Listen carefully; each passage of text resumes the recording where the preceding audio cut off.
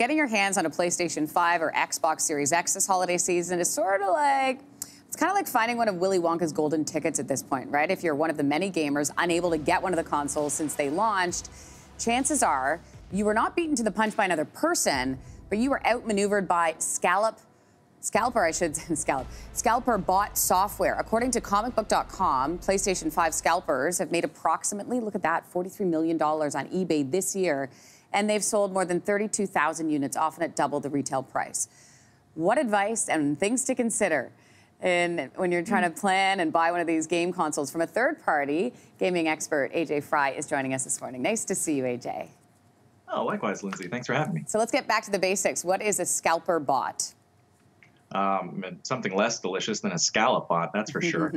Basically, they're developed to use AI and all the computing power to buy things online faster than humans possibly can. This was originally developed and implemented by the sneakerhead community, people who looking to get their hands on those designer shoes all the more quickly. But then it's been applied to all the latest tech gadgets, your iPhones, your expensive video cards. Oh, I wish I could get one of those. And now this latest generation of consoles.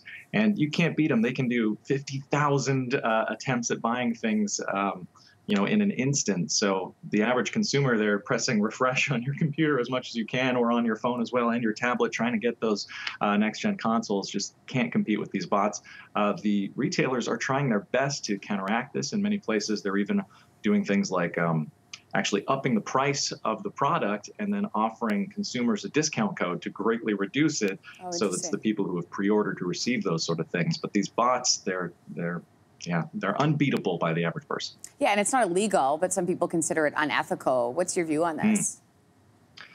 It's just a result of the system that we're in. Ultimately, these are luxury items. I can understand why some people would see this opportunity to try to make a buck, but some people are actually failing at it, buying way too many of these consoles and now trying to buy advertisements on YouTube videos in order to liquidate their consoles. So we may see a bit of a market adjustment in the future where some of these scalpers who have themselves, hundreds and hundreds of consoles and aren't able to get rid of them, may actually start selling them at a reduced rate, though that likely won't be for many months. Yeah, because right now, I mean, you can say, oh, well, if you can't find one, go to one of the third-party sellers, but then you're looking at such inflated prices, right?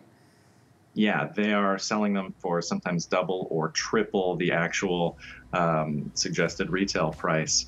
It's unfortunate, and many times people are getting scammed online using photos of the PlayStation 5 being sold, and people are so eager to get this for their loved ones for this holiday season, they're not recognizing that the reality is they're not buying a PlayStation 5, they're buying a photograph, or they're buying an empty PlayStation 5 box. Well, and I want to ask you, because according to there was a local news station in Utah, apparently one man paid almost $900 for what he thought was a PS5, but he received a cement block inside a PlayStation box. So what's your advice for people who are going to use a third-party seller? What should they be looking out for?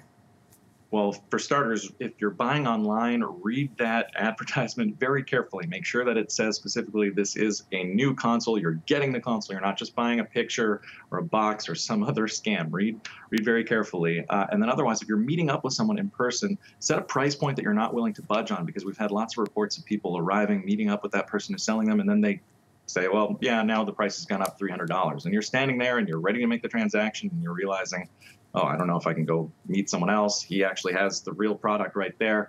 Set that price within yourself that you're not willing to budge on, and be ready to walk away so that you don't get further scammed when you've met up with someone in person. And often emotion can play a huge part in that. Be ready to walk away. We've got to walk away, Ajay, but always good to see you. Thanks so much for joining us this morning. Oh, thanks for having me, Lindsey. Happy holidays. You as well. If you want to hear more from Ajay, he is hosting Adrenaline this weekend, a 2-day celebration of Canadian gaming on Twitch. Ajay Fry with the Toronto Ultra Battle Royal presented by Bell. Thanks for watching. If you like this, be sure to subscribe here. And you can check out more Your Morning videos right here.